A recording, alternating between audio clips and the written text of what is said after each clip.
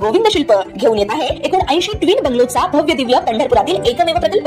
आमच्या प्रकल्पाची वैशिष्ट्ये मनाला शांती देणारं महादेवाचं मंदिर, मुख्य रस्ता सुमारे 30 फुटांचा, अंतर्गत रस्ता सुमारे 20 फुटांचा, ग्रामपंचायत योजनेचा प्रत्येक बंगलोजला स्वतंत्र नळ, सांडपाण्याची सुरक्षित विल्हेवाट, सर्व टाइल्स ग्लॉसी आणि नामांकित कंपनीच्या, सर्व स्टेअर, खिडक्या, चौकटी सुपर ब्लॅक ग्रेनाइट, दोन्ही अटॅच बाथरूम पूर्णपणे टाइल्स, पंतप्रधान हर घर नल योजना पूर्णत्वाकडे, bathroom, basin, kitchen, CP fittings हे जगवार कंपनीचे, स्टील वर्क पूर्णपणे जिंदाल कंपनीचे, 1000 लिटर पाण्याची टाकी, 150 लिटर सोलर वॉटर हीटर सोबत वॉटर प्युरिफायर, प्रत्येक बंगलोजला स्वतंत्र पार्किंग, दर्शनीय भाग पूर्णपणे डॅटो टाइल्स, टाटा प्रवेश कंपनीचे आकर्षक भक्कम दरवाजा, फुटी उंचीचे सुरक्षित कंपाऊंड। मग विचार काय करताय? गोविंद शिल्प, पत्ता गट नंबर 95, हॉटेल अंगण शेजारी, टाकळी रोड, पंढरपूर।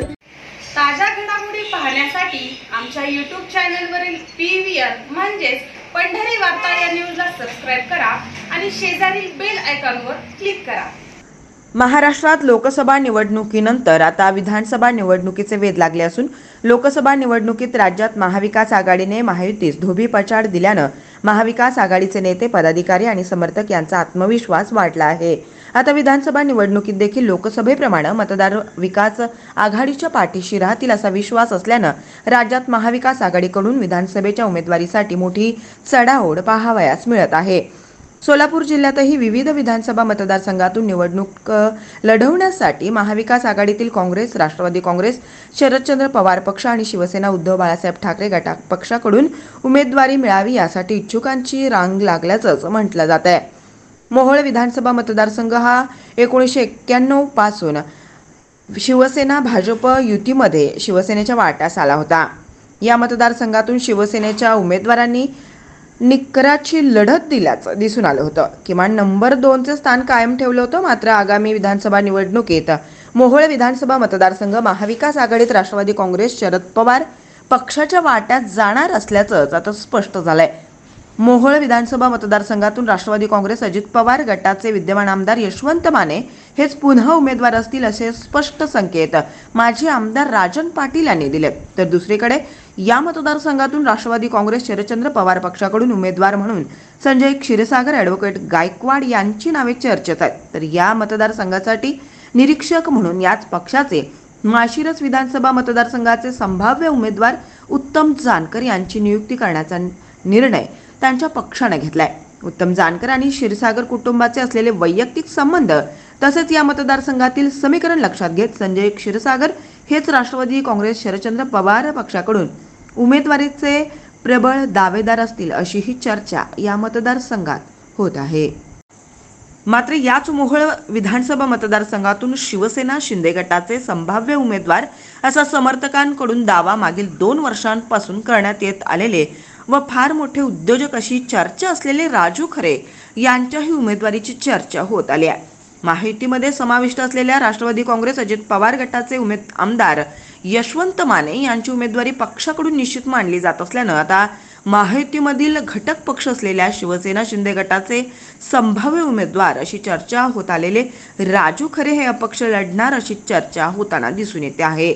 महाविकास आघाडीत मोहोळ विधानसभा मतदारसंघ हा राष्ट्रवादी काँग्रेस, शरदचंद्र पवार पक्षाच्या वाट्यात जाणार असल्याचं स्पष्ट संकेत या पक्षाचे प्रदेश अध्यक्ष जयंत पाटील यांनी नुकतेच मोहोळ येथे बोलताना दिलेत। तर पक्षातून सर्वानुमते एकच उमेदवार द्या असंही त्यांनी म्हटलं आहे। मागील 2-3 वर्षापासून मोहोळ मतदारसंघात विविध गावात लाखो रुपयांचे स्वखर्चातून विकास कामे करीत आलेले विविध संस्थांना CSR फंडातून लाखो रुपयांच्या निधीची भेट देत आलेले व मोठे उद्योजक असल्याची चर्चा असलेले तसेच मुख्यमंत्री एकनाथ शिंदे यांच्या खास वर्तुळात वावरत असल्याचं म्हटलं जात आलं आहे। राजू खरे हे महायुतीत बंडाचे निशाण फडकवणार का की राजू खरे यांच्यासाठी शिवसेना शिंदे गट महायुतीत ठाम भूमिका घेत हा मतदारसंघ अजित पवार गटाकडून काढून घेत राजू खरे यांना उमेदवारी देणार याची मोठी उत्सुकता राजू खरे यांच्या व शिवसेना शिंदे गटाच्या समर्थकांना लागून राहिली आहे। मोहोळ तालुक्यातीलच महायुतीतील घटक पक्षाचे नेते माजी आमदार राजन पाटील यांच्या विरोधात टीका करताना निजाम पाटील असा उल्लेख करीत आलेले राजू खरे हे प्रसंगी अपक्ष उमेदवार म्हणून विधानसभा निवडणुकीच्या मैदानात उतरतील आणि मोहोळ विधानसभा मतदारसंघात विकास कामांसाठी प्रसंगी राबवलेला स्वखर्च पॅटर्न वाया जाऊ देणार नाहीत अशीच अपेक्षा त्यांचे काही समर्थक खाजगीत व्यक्त करत आहेत। 2019च्या विधानसभेवेळी या मतदारसंघाचे माजी आमदार रमेश कदम यांना मिळालेल्या मताची आकडेवारी पाहता राजू खरे यांची संभाव्य अपक्ष उमेदवारी कुणासाठी फायद्याची ठरणार याचीही चर्चा आतापासून राजकीय वर्तुळात होऊ लागली आहे। मागील काही दिवसांपासून मोहोळ अप्पर तहसील कार्यालयास मिळालेली मंजुरी आणि त्यास मुख्यमंत्र्यांनी अंतरिम स्थगिती आदेश देऊनही त्याची प्रशासकीय स्तरावर अधिसूचना निघत नसल्यानं मोहोळ येथे आंदोलनाचा भडका उडाल्याचं दिसून येत असून या आंदोलनात मोहोळ तालुक्यातील माजी आमदार राजन पाटील विरोधक प्रसंगी पक्षभेद बाजूला सारून एकवटलेत। आगामी विधानसभा निवडणुकीत राजन पाटील यांनी दिलेला उमेदवार 1,00,000 मतांनी पराभूत करू असा निर्धारही राष्ट्रवादी काँग्रेसचे प्रवक्ते उमेश पाटील यांनी व्यक्त केलाय। मात्र माजी आमदार राजन पाटील विरोधकांची ही एकीची मूठ ढिली तर होणार नाही ना।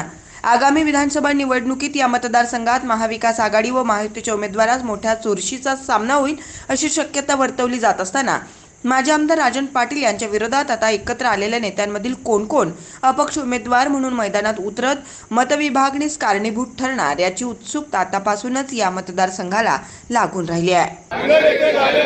ते रद्द होईपर्यंत आणि मोहोळचा आमदार राजन पाटलाच्या विरोधातला निवडून आल्यापर्यंत आम्ही आमची एकजूट अशीच कायम ठेवू। अन्यथा आमच्यातील जर कोण फुटीर झाला त्याला नागनाथ समर्थ आहे। धन्यवाद।